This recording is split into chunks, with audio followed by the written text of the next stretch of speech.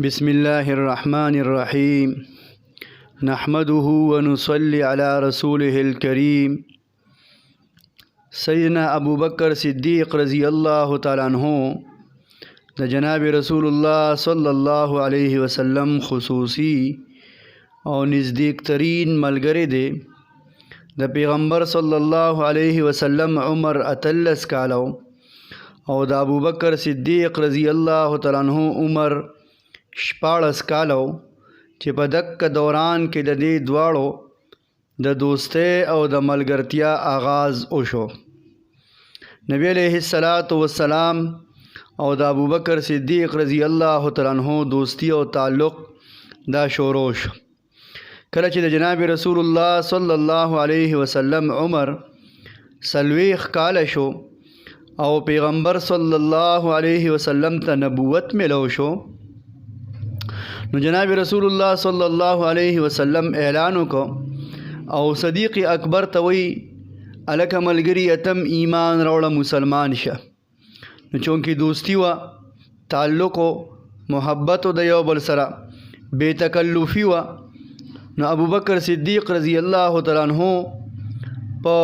گپ کې او بے تکلفه کې ته تپوس کوي چې تا سره د نبوت څه دلیل دی. نبی علیہ الصلوۃ والسلام مبارک و ته فرمای ما سره دلیل ستا هغه خوب دی کم خوب چې تا په ملک شام کې لیدلو چې تجارت په غرض باندې تللی وي او هلته د یو خوب لیدلو. هغه خوب تا نه خپلې ښځې ته ویلی دی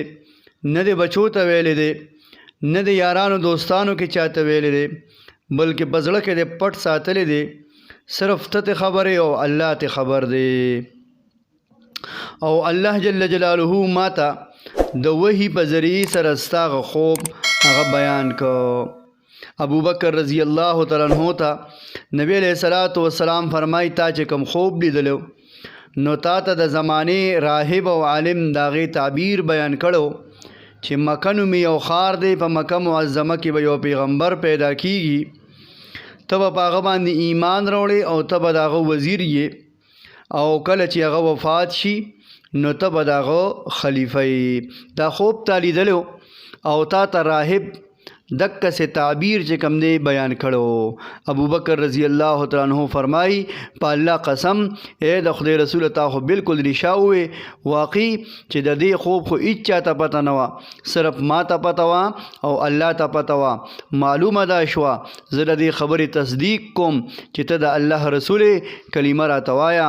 ابو بکر صدیق رضی الله تعالی عنہ ثم قبل بین عینیه نبی علیہ الصلوۃ والسلام په تندي باندې ښکل کو د دواړو سترګو په منځ کې په تندي باندې ښکل کو او فوراً د اسلام کلمه وی مسلمانې کې او اسلام کې داخل شو.